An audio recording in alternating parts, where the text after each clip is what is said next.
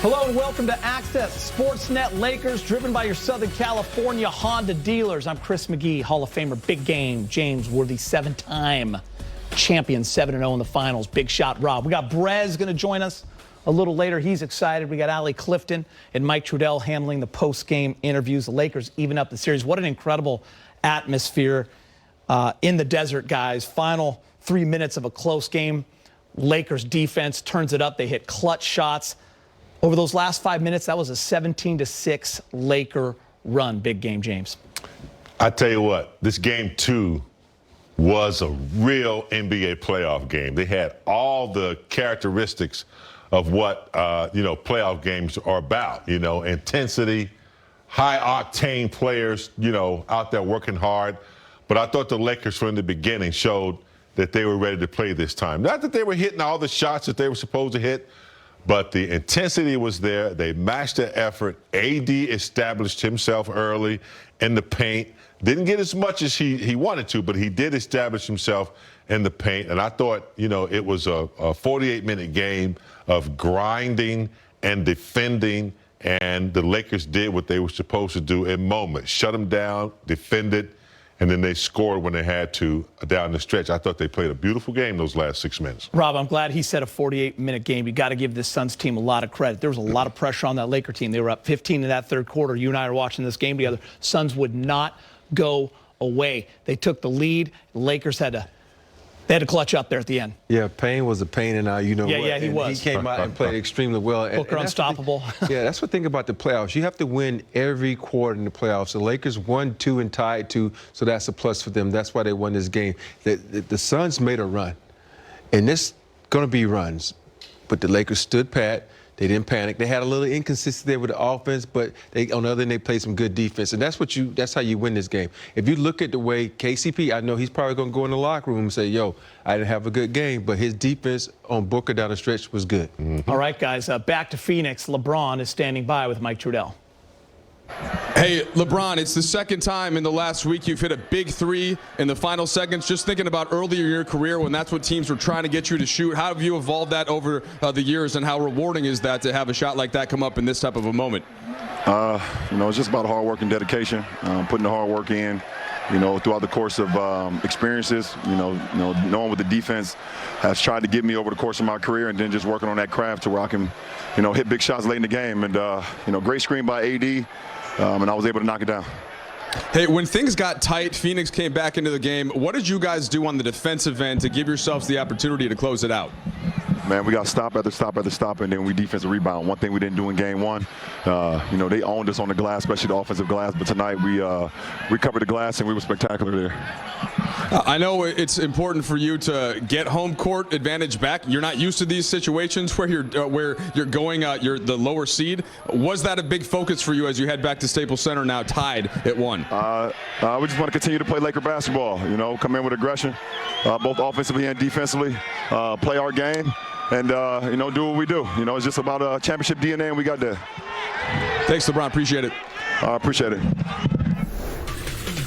And the Lakers trio responding in a big way. How about Dennis Schroeder? This is the best he has looked since he came back, James. 24 points, 8 of 16, 14 of those points in a crucial second quarter for the Lakers. LeBron with 23. You heard Mike Trudell mention those big-time three-pointers. 4 of 9. He had that one in the corner, and then the one to ice the game. He also had 9 assists. And AD, what a game for Anthony Davis. 34 points. 14 of those in the decisive fourth quarter. He was also 14 of 17 from the free throw line. He had 10 rebounds, 7 assists, and 3 blocks. So let's start with Anthony Davis, because that's where the most criticism was after game 1, Rob.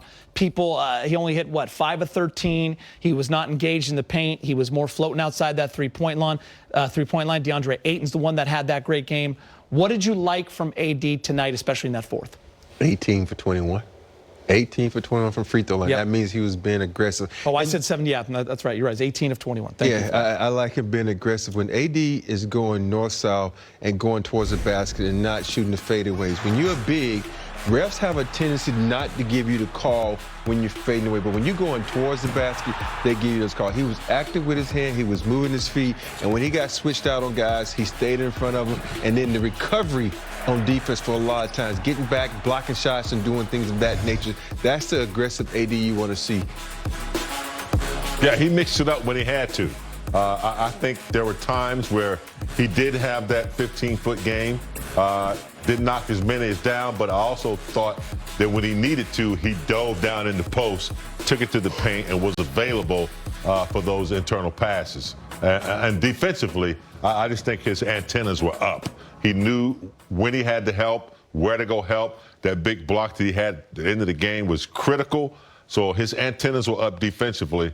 Overall, pretty good game for AD. Yeah, I'm glad you brought up the defense, James. I believe the first possession of the game defensively, he started it off with a block. Rob, also a lot more catch and goes, and something you noticed when he hit those couple of threes. Feet were set, and what else? He was getting lift? He was getting lift. And the thing about AD, we talked about it a couple of times in the breakdown, when he catches and rises up, and he gets his legs on it, he's going to knock it down. You see, if you go back and look at a couple of threes he took in this game, there was no lift front of the rim. And AD is one of those guys, when he's shooting his threes, because most bigs aren't normally shooting threes, he has to get his lower body into it. When he does that, he has good motion. And a lot of times he does that jerk motion that a lot of bigs do because they're so used to doing fadeaways in the paint, they think he has to do it on a three, which also causes him to be up short. But when he rises straight up, his body's vertical, he's good to go. LeBron James, you just heard him talking to Mike Trudell. I mean, we've been monitoring LeBron these last couple of weeks, especially coming back from that high ankle sprain. Coming up big in that fourth quarter, James, as we've seen time and time again, this time doing it with the three-pointers. He also had 9 assists to go along with those 23 points. Yeah, and I don't really think he's 100%. He says he's not, but he still has enough bounce and enough speed and, enough, know where players are on the court. I thought he got players involved. I thought he made a little dime to Drummond in the paint, got him involved, deflections, and then getting out and doing this. Nice pass from AD. So I thought overall LeBron was aware of what he needed to do, what the team needed at the time. A lot of communication verbally going on out there. So, yeah, he was the director, the conductor tonight out there for the Lakers. Yeah, I'm starting to feel a little worried because he hasn't spent one time in the last 2 games. When he goes and he spins. The spin cycle? Yeah, he hasn't spent one time. Yeah. So that lets me know that the ankle's not steady enough to do a lot of pivoting on it. He's just got to go straight forward. So hopefully in the next couple of days, I think it'll still start to heal. I know it's no time because of the playoffs, but he needs to get the ankle right. In the final game of the season in New Orleans, we were seeing that LeBron James until he went down, even though he says he's okay and he's ready to go. LeBron's not going to tell you he's going to play no matter what happens in these playoffs. But those are little things that we all look for. You haven't really seen the downhill, although he did catch a nice lob. Yeah, but that's different than the spin. That's straight ahead. Yeah, off the left leg, he can do it. Yeah. So he talked about that. He said his bounce is good off his left leg because that's his strong leg. Most right-handed guys, their left leg or their strong leg. So he's good with that. But I'm still not worried about it. I like the way he shot the ball tonight. He went to 4 threes. He went to his patent move in the post, his little fadeaway. So when he's knocking down Jays like that, he's feeling good. So if you keep doing that, Michael. I got some good news for you. What's that? Anthony Davis. AD, speaking with Mike in the media. He's on the way. He's here. Hey, Anthony, after you guys took that big lead, about 15 points, Phoenix rallied to lead by 1 with 5 minutes left. Just wondered what you saw down the stretch, especially on the defensive end, that helped you guys lock in and close it out. We're a veteran team. We had some mistakes down the end, but we stayed poised, we stayed comfortable. We've been in that position before. We didn't overreact. It's a team who's playing at home with a crowd. They're going to make shots. We just make sure that we executed on the other end and that we got stops when it mattered. So, we didn't stress too much. This team can make shots. They're the best shooting team in the league from all over the floor. So, we just want to get stops when they matter, and we're able to do that. You and LeBron both hit big threes in the final minutes, Anthony. It seemed like Phoenix was able to keep you on the perimeter. What did you see from them defensively, and how were you able to get looks down the stretch there? Being aggressive, confident in my shot. Missed a lot of mid-ranges today, usually, that I usually make, but didn't stop me from shooting. I was being aggressive getting to the line. And the same with the rest of the guys. LeBron, big-time shots. DS, huge in the third quarter. So we just played Mark, hit a big three. So we just kept playing Lakers basketball, but just taking what the defense gave us. Dan?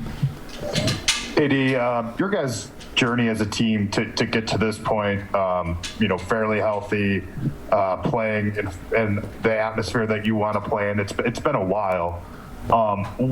How do you feel about where this team is at, coming down here and splitting, and kind of moving forwards? How much better do you think this team can be still? Yeah, we're getting better each game. We're getting better, and we're still figuring things out. Still, figuring out the rotations. Trey didn't play tonight. Markeith did. So we're still playing with lineups. This is how it's going to be. And the good thing about it, we can do that. We can do that because we got a lot of guys who can play in these type of situations, and who have played in these type of situations, who stay ready. So, it's a good problem to have, but we continuously getting better and learning each other, and the more and more that we step on the floor together, the better we're going to get. Hey.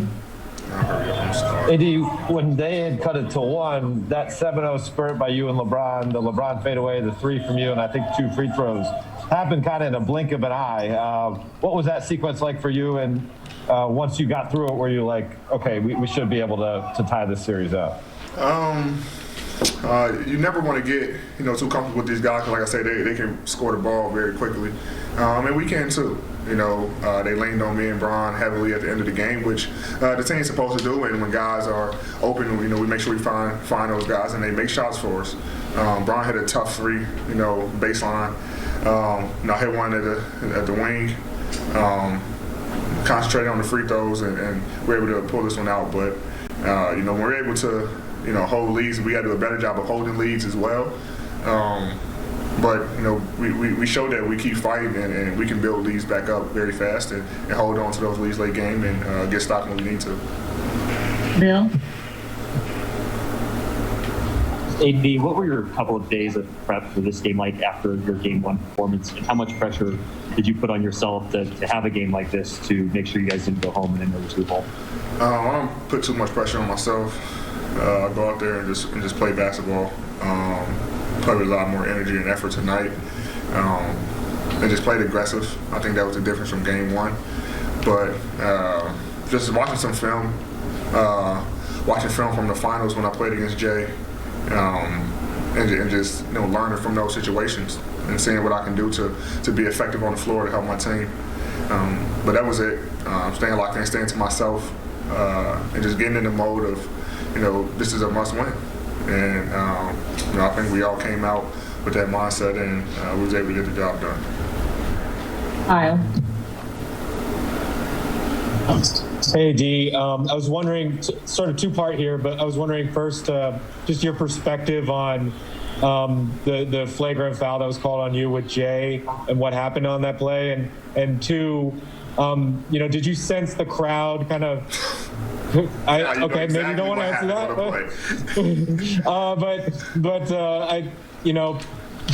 did you feel like that dynamic affected how the crowd was treating you, and could you feel some added hostility, I guess, from the Phoenix fans? They fans, that's what they're supposed to do. They're supposed to take up for their players. They're supposed to cheer for their team. It wasn't intentional. Jay knows that. He came and told me that wasn't intentional. I've never been that type of player to do anything like that. But if you get kicked, in that area, I guess this is an automatic flagrant 1, no matter what the situation is. So, I didn't let it affect me. It was early in the game. I didn't let it affect me. The crowd was going to be the crowd, cheer for their team and support their team, and just play through it. And that's all I did. All right, last question, Mark Medina.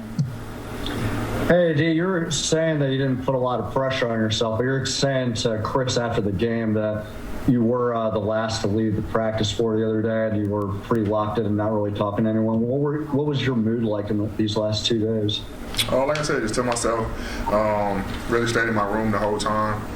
Got a little patio, so I was on the patio just listening to music and just getting locked in for game 2, knowing that I could have that type of performance again.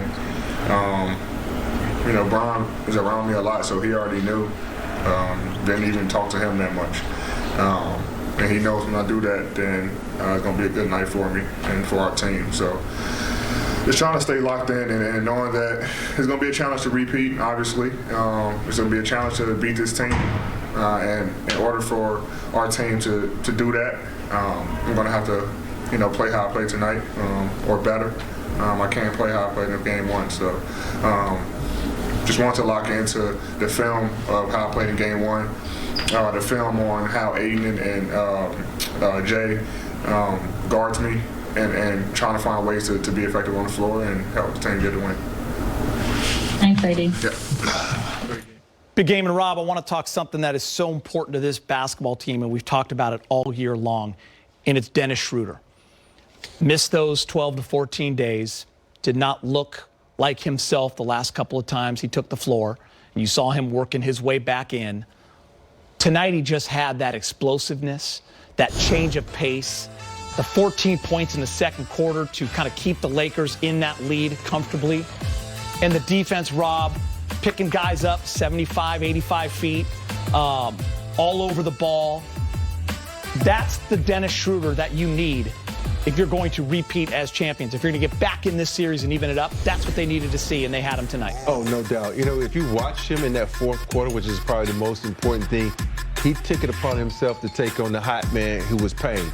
He was in here ball hawking. They tried to make a pick and roll to get Booker open, but he stayed on Payne. And when Schroeder's in the defensive mind like this, and he's able to put that beep on you, meaning he can blow by you like the road runner and get the basket, easy buckets, it takes a load off LeBron and AD. I really like it when LeBron was saying, you know what, you bring it up, Schroeder, you have the advantage, because sometimes LeBron has a tendency to do the main ball hand. Let Schroeder, when he has the advantage and he's going like this, let him be that go guy. Let him be that guy who can facilitate and do the things that the Lakers need to win. I think particularly in the second half and down the stretch, they are so unpredictable when he has the ball in his hands. And it's nice to have a player, maybe the third guy, who recognizes that, you know, your top two main players are not under duress, but they're being guarded.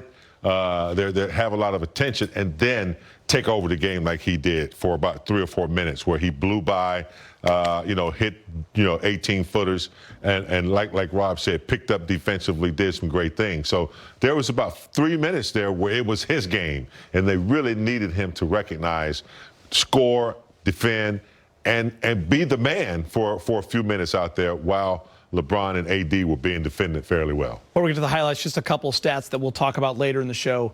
Defensively, this Laker team dialed in 9 steals, 6 blocks, 13 turnovers for the Suns turned into 21 points. Only 9 turnovers for the Lakers for just 5 points. That's a huge difference. You also want to credit the Laker bigs tonight. If you combine all their numbers, it's 55 points and 24 rebounds.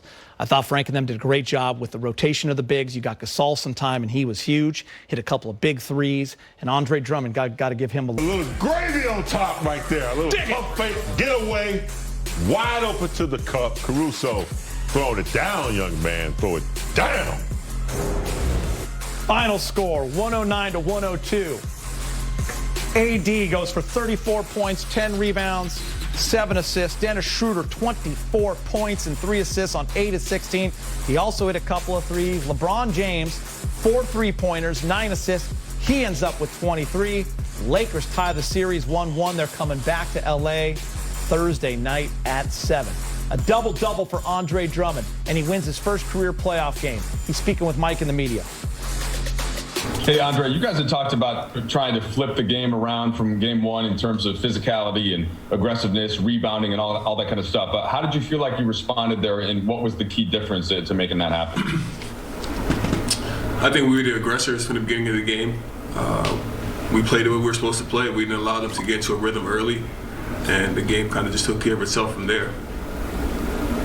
Hey, Andre, what was your observation of how things flipped down the stretch once Phoenix was making that run, and LeBron hit the 3, AD hit the 3, there's some defensive stops there. Like, what did you see as the result of how that played out?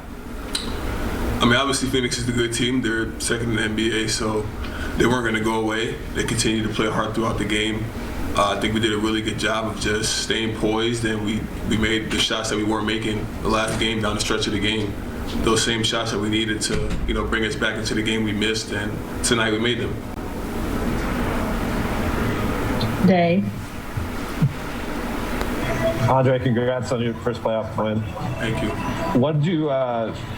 What type of energy did you guys get from AD from the very start? He had the block on Devin Booker on the very first play, and then obviously was piling on the points late in the game. AD had a solid game today. He did exactly what he said he was going to do from the last game, is to come out and be better today.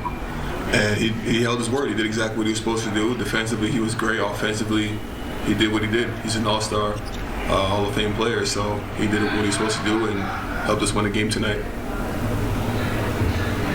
Kyle. Hey, Andre. Just kind of related to that. You've talked a lot about the potential of this starting lineup. What do you think you guys showed about your ability to reach that potential, as you guys have talked about it, like still learning on the fly, but did you feel a lot closer to that today?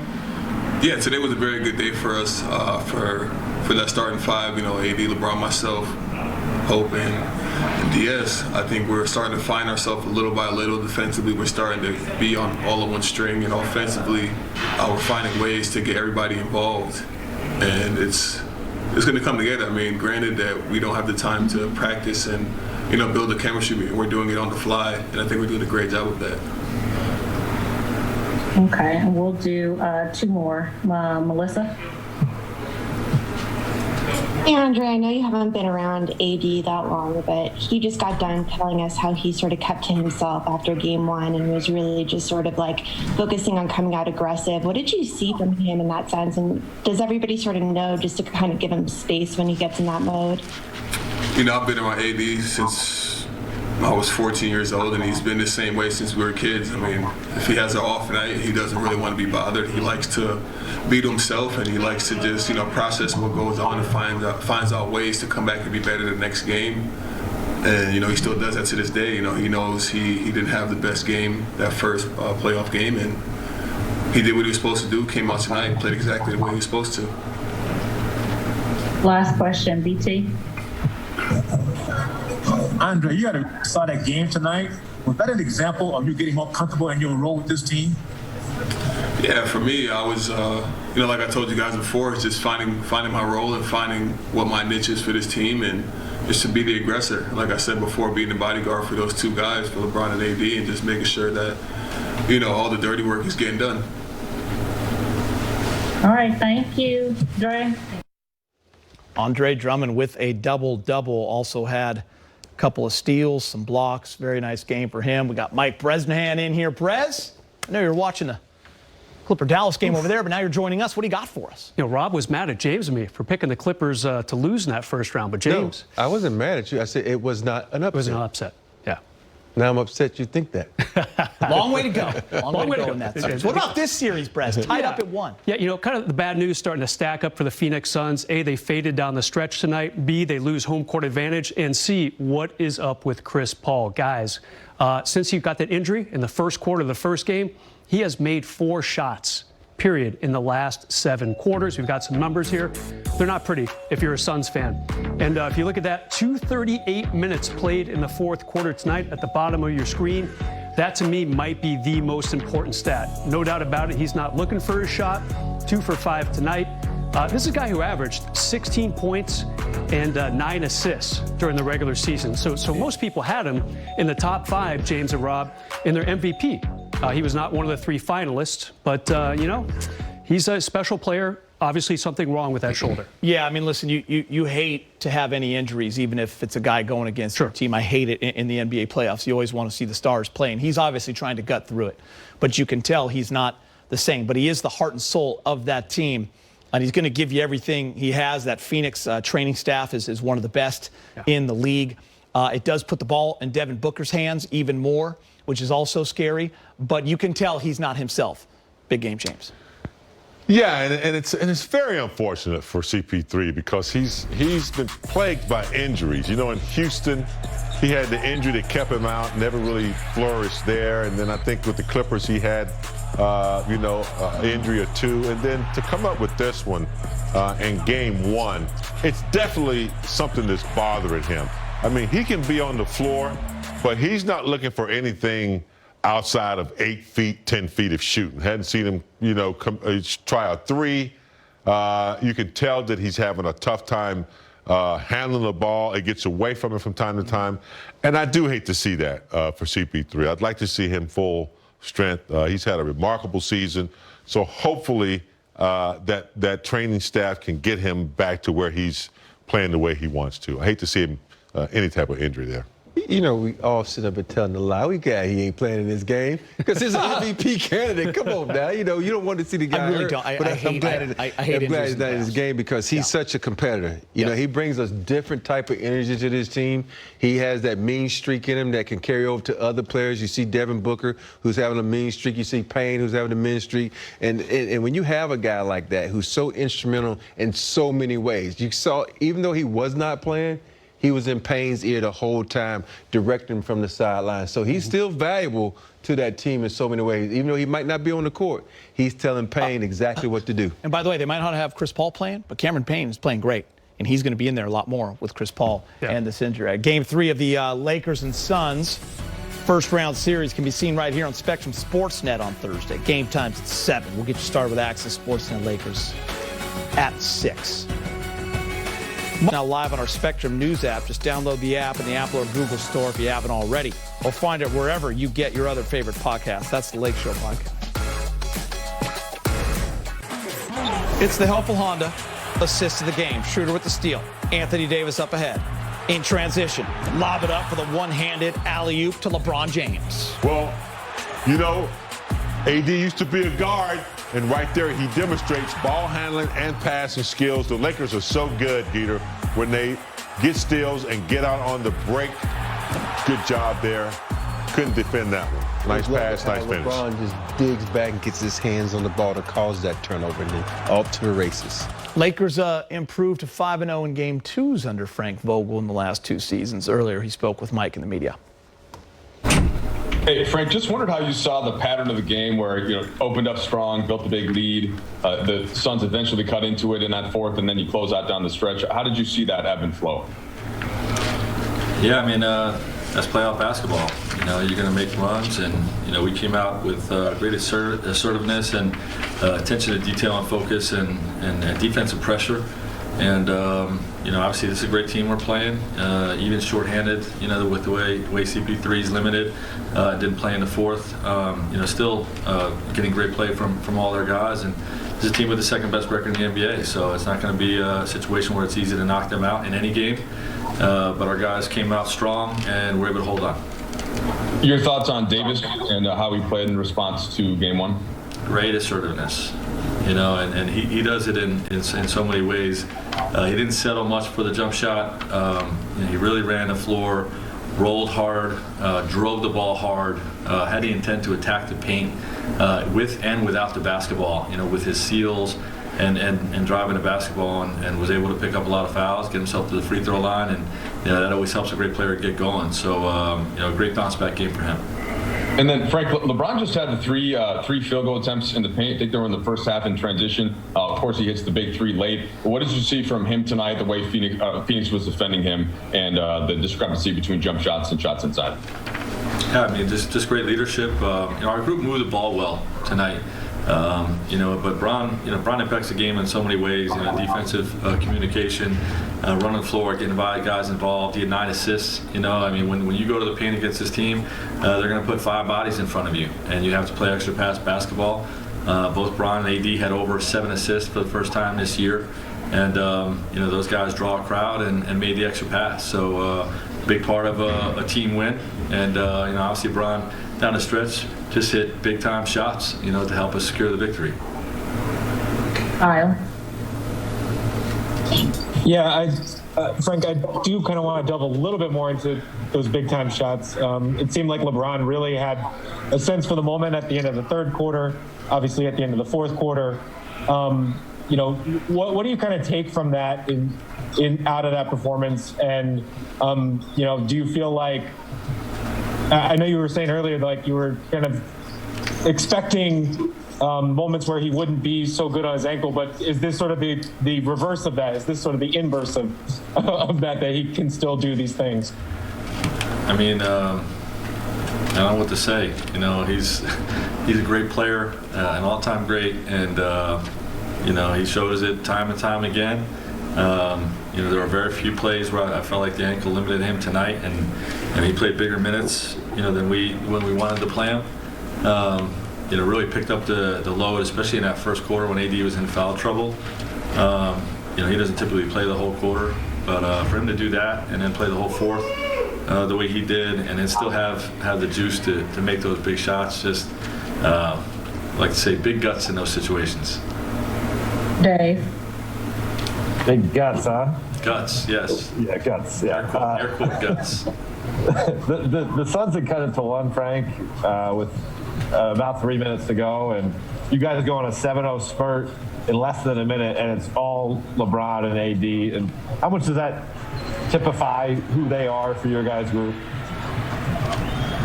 Yeah, I mean, two of the top 5 players in the NBA, and you know, we have a formula where those guys, you know, really carry a big scoring load, especially at crunch time, and you know, an army of defenders and finishers around them. You know, whether it's finishing at the 3-point line or at the rim, and you know, it's been a good formula so far, and those guys continue to show why they're great players. You know, by stepping up down the stretch. Yeah. Frank, the journey to this point, obviously, to play these games on this stage was a really long one with like a bunch of, I think you said roller coaster at times. Was there ever a hope, though, kind of with the knowledge that cohesion wouldn't be what you wanted it to be, that maybe the moment could draw it out of your guys, that once they just got here when it mattered most, that they would go to a different level? Well, I think we saw some of that tonight, and you know, certainly we hope for that. But you know, as a coach, you always want more time to, you know, just connect the dots and get everybody, you know, on the same page with everything we're doing, and get the rhythm and timing with all your actions and defensive coverages, you know, the way you want it. But you just have to make the best of it, you know, and you know, like you alluded to, the moment, big game atmosphere like we saw tonight, a game we really wanted to get. You know, definitely helped create some of that cohesion, and you know, we got to build on that. Last 3, Bill.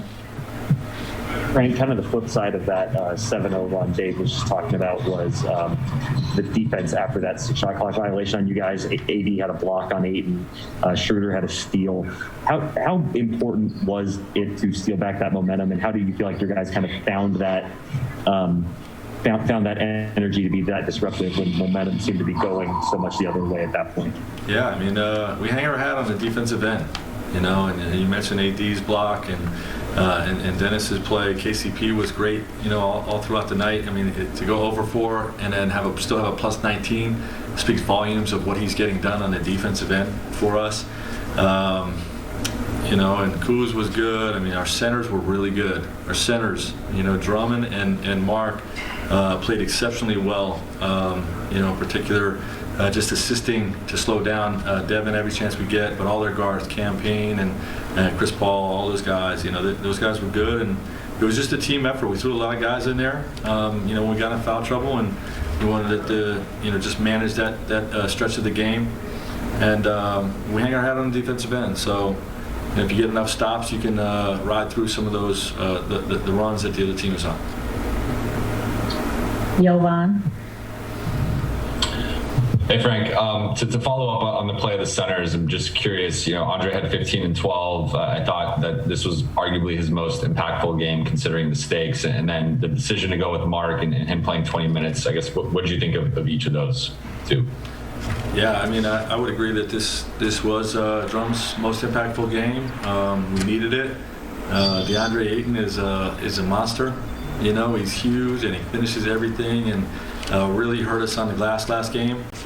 So the adjustment to try to go with more size, you know, the 5s having size on in the pick and roll defense, and then having AD on the backside to help limit the glass and limit their stuff at the rim. I think helped our defense. But those guys had a great attention to detail. Mark and Drum did, in terms of executing what we wanted them to do on the defensive end, and both contributed offensively as well. So, we gave up 4 offensive rebounds. You know what I mean? And that was part of the plan of trying to just go a little bit bigger against DeAndre Ayton. Brett. How you doing, Frank? Good, BT. Hey, how important were the contributions from Dennis and Andre to help you guys stay in position to win this game, even the series? Yeah, I mean, those guys were great. Dennis in particular scoring the basketball. This is his best scoring night since he came back from the health and safety protocols. We knew that it was going to take a little time for him, but he really carried some stretches of the game tonight. And obviously we already talked about what